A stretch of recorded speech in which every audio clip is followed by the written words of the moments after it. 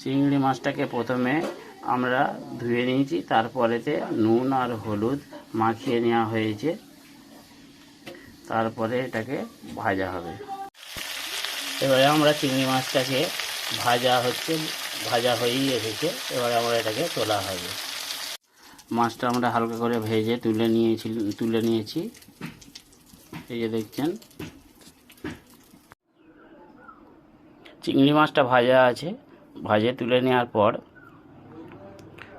Tomato দুটো আছে, পেঁয়াজ কাটা আছে দুটো, একটুখানি রসুন বাটা আছে, হলুদ গুঁড়ো, আদা বাটা, লঙ্কা গুঁড়ো আছে একটু, গরম মশলা, ঘি আর চিকেন আছে জিরে গুঁড়ো,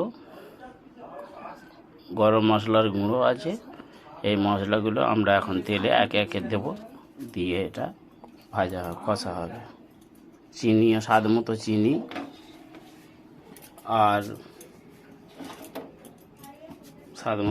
আর একটু স্বাদ মতো নুন দিতে হবে। গরম মশলাটা গরম তেলেতে দেয়া হচ্ছে, একটু ভাজা হয়ে যাওয়ার পরেতে ওতে পেঁয়াজটা দেওয়া হবে।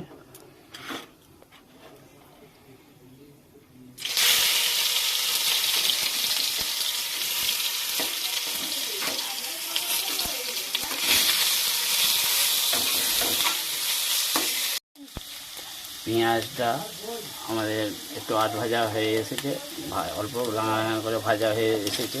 এবারে আমরা আদা আর রসুনটা দিয়ে দেবো।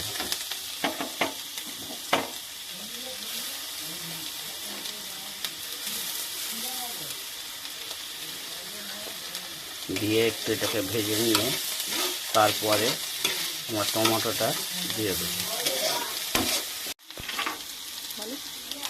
টমেটোটা দেওয়া হচ্ছে, টমেটোটা দিয়ে আমরা একটু কষে নেব। এবার স্বাদ মতো আমরা নুনটা এখনই দিয়ে দিচ্ছি, টমেটোটা যাতে হয়ে যায়। এবারে আমরা হলুদ, স্বাদ মতো চিনি, লঙ্কা গুঁড়ো একসঙ্গে সব দিয়ে দিচ্ছি। ধনে গুঁড়োটাও দিয়ে দিচ্ছি, জিরে গুঁড়োটা আর গরম মশলাটা দেওয়া হয়ে যাচ্ছে। দিয়ে আমরা একটু মশলাটাকে জল দিয়ে অল্প একটু কষিয়ে নেব।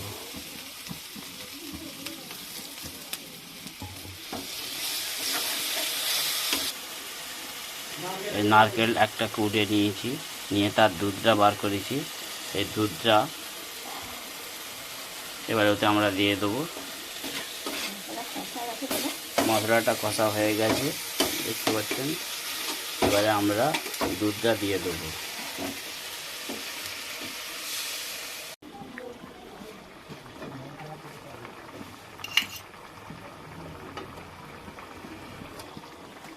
এইবারেতে আমরা ঘিটা দিয়ে একটু নেড়ে নিয়ে আর একটু মাছটা দিয়ে দেওয়া হচ্ছে। এবারেতে